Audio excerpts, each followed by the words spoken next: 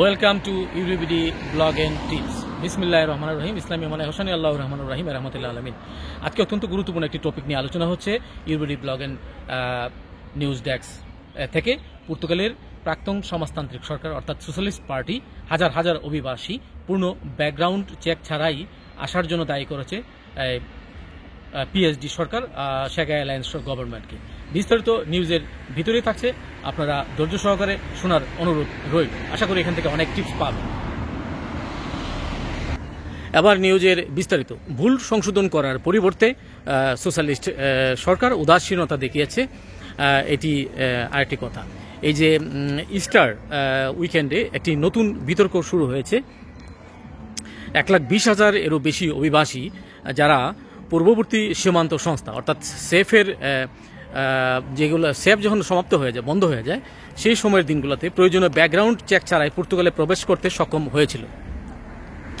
প্রকৃতপক্ষে সবচেয়ে গুরুত্বপূর্ণ ব্যাকগ্রাউন্ড চেক অপরাধমূলক পূর্বসূরিদের ব্যাপারেই বলা হয়েছে। সম্পূর্ণভাবে এটি উপেক্ষা করা হয়েছিল। সোশ্যালিস্ট পার্টি পিএসডিকে এই দোষারোপ করেছে। শুক্রবার জার্নাল দি নোটিসিয়াস এই স্টোরিটি ভেঙে দেন, ব্যাখ্যা করেন যে স্বয়ংক্রিয়ভাবে বা অটোমেটিক্যালি বসবাসের অনুমতি 2023 সালে তৎকালীন সমাজতান্ত্রিক সরকার অ্যান্তোনিও কস্তা, বর্তমানে তিনি ইউরোপীয় পার্লামেন্টের ইউরোপীয় ইউনিয়ন কাউন্সিলের সভাপতি, ইনার দ্বারা তৈরি করা হয়েছিল, যা সিপিএলপি পর্তুগিজ ভাষাভাষী দেশগুলির সম্প্রদায় ব্রাজিল, গিনি বিসাও, মোজাম্বিক, অ্যাঙ্গোলা, সাও টোমে, ফিলিপসে ও কাবো ভের্দে থেকে অভিবাসীদের জন্য নির্ধারিত ছিল। তবে বাস্তবে এর অর্থ ছিল যে অর্থাৎ এখানে ম্যানিফেস্টো দাও ইন্টারেস্টে, আমরা এক্সপ্রেশন অফ ইন্টারেস্ট ইংরেজিতে বলি, বাংলা বললে আগ্রহ প্রকাশের ব্যাপারে। যারা বিদেশের যে কোনো দেশ থেকে পর্তুগালে প্রবেশের এখন বন্ধ, এই ব্যাপারটি এখন এই উইন্ডোটি এখন বন্ধ রয়েছে। সেই থেকে উদ্ভূত প্রক্রিয়াগুলো স্বয়ংক্রিয়ভাবে সিপিএলপি দেশে বসবাসকারীদের অনুমতিতে রূপান্তরিত হয়েছিল, যা কেবল 1 বছরের জন্য বৈধ ছিল। এই আবেদনকারীদের কোনো মুখোমুখি সহায়তা এবং অথবা জমা দেওয়া নথিপত্রের ম্যানুয়াল যাচাই বাছাই করা ছাড়াই 1 বছরের বসবাসের অনুমতি দেওয়া হয়েছিল, যেমন বাধ্যতামূলক অপরাধমূলক রেকর্ড এখানে। তো এই যেগুলো চেক ছাড়াই নাকি এই অনুমতিটি দেওয়া হয়েছে এই সরকার অর্থাৎ সোশ্যালিস্ট পার্টি এখন দোষারোপ করছে তাদেরকে। এই ত্রুটি বা ডিফেক্ট আইমা দ্বারা যাচাই করা হয়েছিল, যা সেফকে প্রতিস্থাপন করার জন্য তৈরি সংস্থা আইমা, যা গণনা করে যে 1,20,157 জন ব্যক্তি বসবাসের অনুমতি পেতে সক্ষম হয়েছেন। তা প্রমাণ না করেই তারা আসলে তাদের জন্য যোগ্যতা অর্জনের জন্য সমস্ত বাক্সে টিকমার্ক দিয়ে দিয়েছিল, অর্থাৎ অ্যানালাইজ ওইভাবে সব পজিটিভ করে তাদেরকে এই সুযোগ করে দিয়েছিল। এরপর বর্তমান সরকারের যারা 1 মাসের মধ্যে আইনসভা নির্বাচনের মুখোমুখি এর উপর কর্মপরিকল্পনা নির্ধারণের দায়িত্ব বর্তায়, যার মধ্যে ছিল জোর দেওয়া যে প্রতিটি আবাসিক ব্যক্তির তাদের জন্মভূমিতে অপরাধমূলক রেকর্ডের জন্য সঠিকভাবে পরীক্ষা করা উচিত।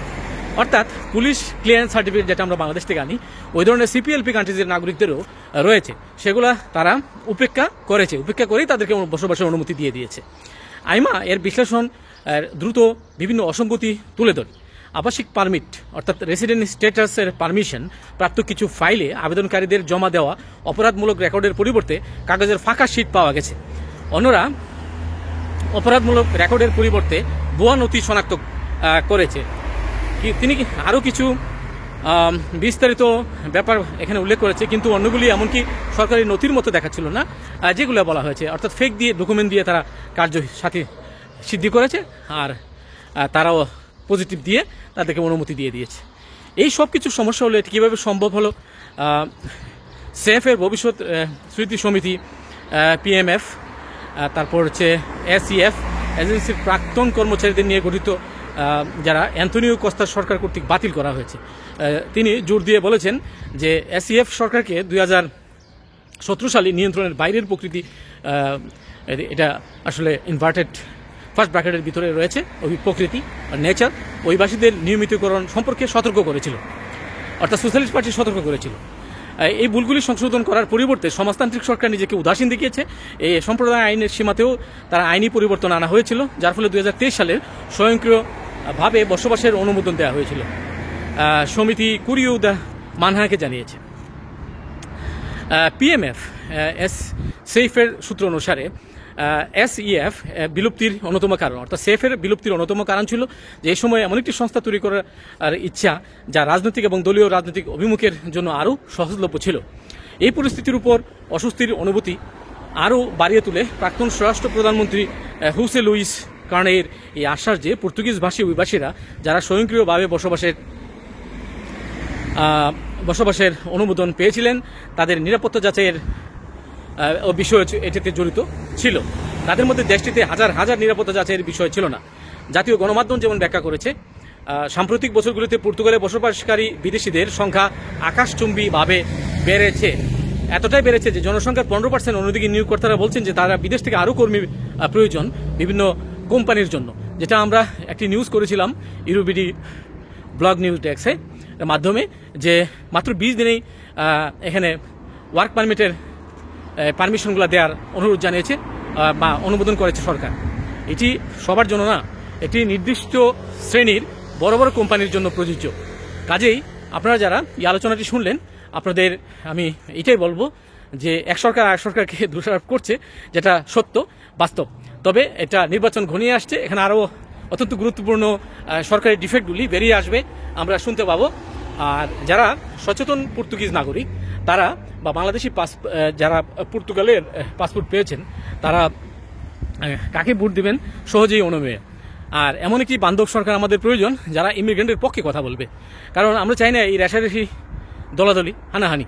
আমরা এখানে একটি ইউরোপে বসবাসের সুন্দর একটি দেশ আমরা পছন্দ করেছি, এটার জন্য সবাইকে আমি স্বাগতম জানাই, ধন্যবাদ জানাই, আর কৃতজ্ঞ জানাই পর্তুগিজ সরকারকে। বাংলাদেশি অনেক ভাই ব্রাদার এদেশে বসবাস করছেন ফ্যামিলি নিয়ে, বিশেষ করে যারা সিঙ্গেলও আছেন তারাও ভবিষ্যতে ফ্যামিলি আনতে চান, বসবাস করতে চান এখানে। সবাইকে আমি একটাই বলবো, আপনারা এই দেশের আইন মেনে কাজ করবেন, আপনারা মামলা মোকদ্দমা জড়াবেন না, ঝামেলা জড়াবেন না, তাহলে পর্তুগালের পাসপোর্ট একদিন পাবেন, পর্তুগালের PR পাবেন, পর্তুগালের কার্তা বা সিটিজেন কার্ড পাবেন। ধন্যবাদ এই ভিডিওটি দেখার জন্য, আলোচনা শোনার জন্য। আল্লাহ হাফেজ, আসসালামু আলাইকুম।